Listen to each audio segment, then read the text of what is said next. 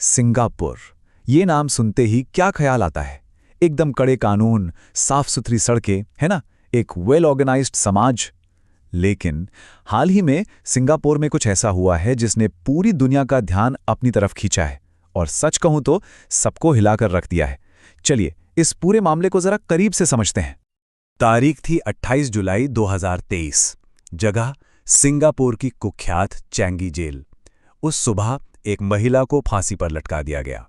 अब ये घटना अपने आप में ही चौंकाने वाली है, लेकिन जो बात इसे और भी ज्यादा सीरियस बना देती है वो ये है कि सिंगापुर में करीब करीब 20 साल बाद किसी महिला को मौत की सजा दी गई है। सोचिए, 20 साल बाद, और बस इसी एक फांसी ने दुनिया भर में एक नई बहस छेड़ दी है।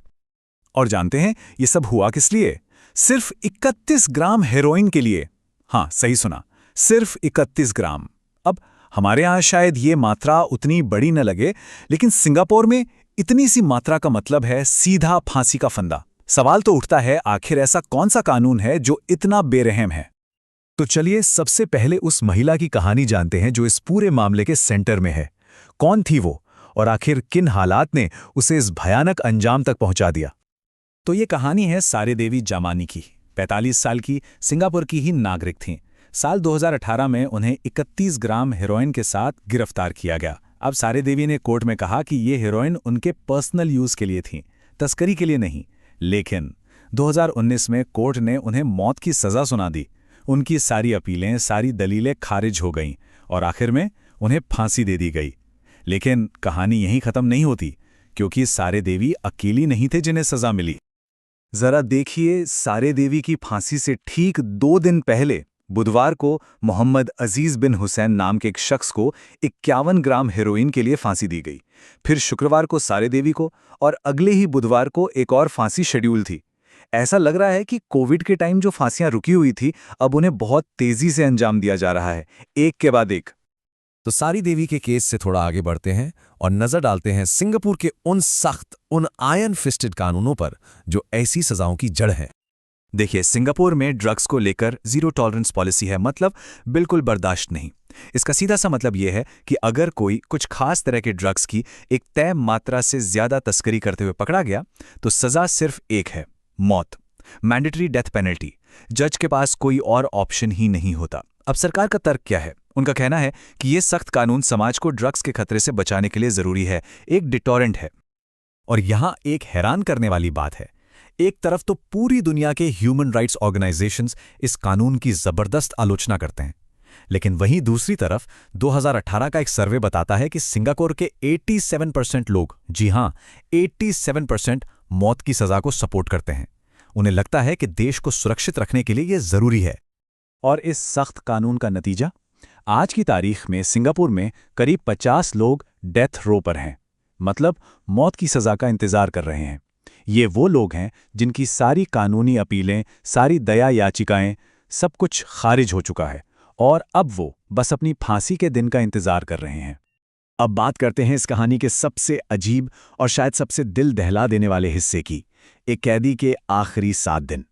वो 7 दिन जो डर और शायद किसी झूठी उम्मीद के बीच कटते हैं। सिंगापुर में ये एक फॉर्मल प्रोसीजर है।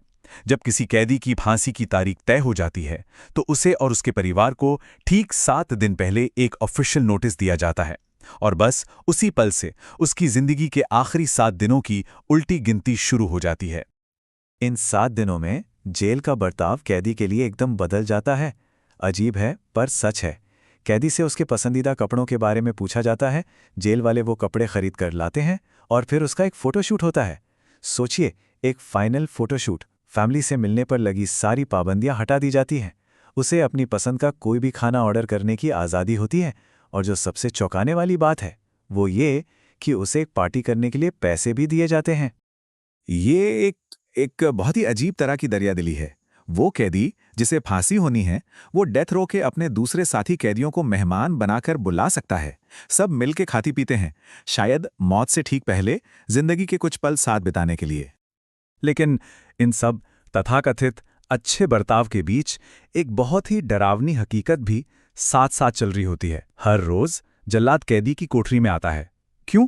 फांसी की रस्सी को सही तरीके से तैयार करने के लिए उसका वजन और उसकी हाइट नापने। एक तरफ जिंदगी की पार्टी और दूसरी तरफ मौत की तैयारी। ये एक ऐसा भयानक विरोधाभास है जो हर पल उस कैदी को मौत की ठंडक का एहसास कराता होगा।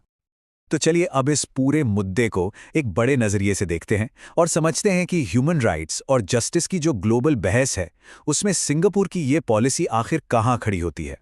इस मुद्दे पर दुनिया साफ साफ दो हिस्सों में बंटी हुई है। एक तरफ है ग्लोबल ह्यूमन राइट्स ग्रुप्स। उनका कहना है कि ये सजा अमानवीय है, क्रूर है, खासकर तब जब ड्रग्स की मात्रा बहुत कम हो। वो कहते हैं कि ये ड्रग एडिक्शन की समस्या का कोई हल नहीं है। और फिर दूसरी तरफ है सिंगापुर की सरकार। उनका स्टैंड क्लियर है।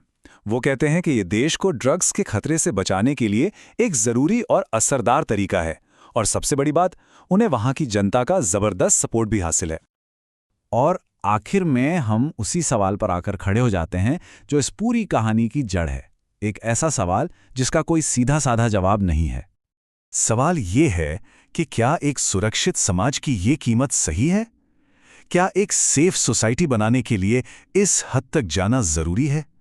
ये सवाल हम सबको सोचने पर मजबूर करता है।